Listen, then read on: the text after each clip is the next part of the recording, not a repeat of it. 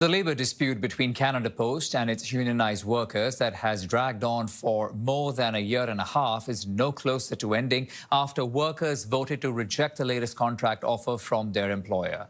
More than two-thirds of voters with the Canadian Union of Postal Workers opposed the offer, which included wage hikes of about 13% over 4 years.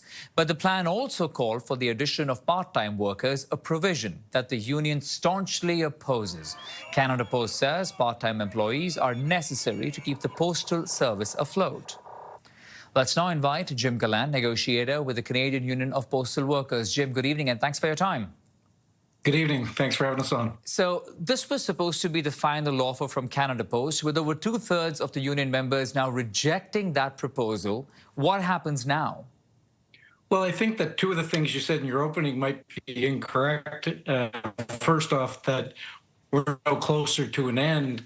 I think we are closer to an end. All these shenanigans that Canada Post and the government are doing are coming to an end. They're playing all their cards.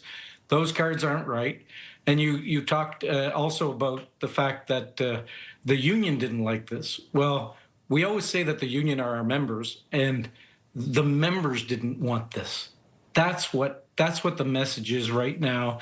It's a hard no. 70%, almost 70% of the membership said no to the collective agreements that Canada Post was offering. If 70% had said yes, people would be saying, "Oh, the union was way out in left field." But Jim, correct me, wasn't it the union that was asking the members and employees not to accept the offer? It was the union. Yes, that's exactly what we were asking, and we gave reasons why. And the employer peppered people with emails and text messages saying what was so good about their offer.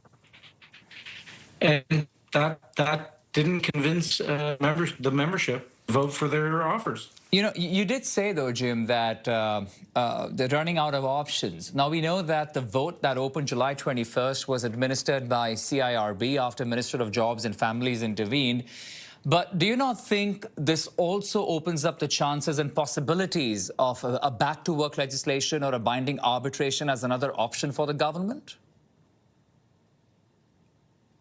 Well, I know that that's an option, and it's been an option all the way along, but it seems that it will be heavy-handed, and we'll see what the government will do, but that's not what we want. They keep saying, and the minister said in her report last night, or her release last night, she said the best deals are made at the table. Well, then why are we, screwing around with all this other stuff? The deal has to be made at the table for it to be good for the workers and to be good for the employer.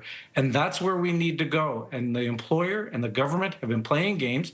And to be fair, this was a vote of confidence. Right. And it was a vote of confidence in the union, and it's a vote in non-confidence in the executive board of Canada Post and of what the government's been doing. Jim, one quick question. Have you directly heard back from Canada Post after rejecting these final offers? Have they said anything about getting back to the table soon?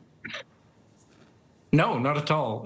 We put out that feeler right away in our bulletins that we put out last night, and put out our news briefs, and we want to be back to the table this week. And the employer has all kinds of options, and the minister says she wants the parties back to the table. Right. We want to be back to the table, and hopefully that will be right after this long weekend. Okay, Jim Gallant, negotiator with the Canadian Union of Postal Workers. Jim, thanks for your time.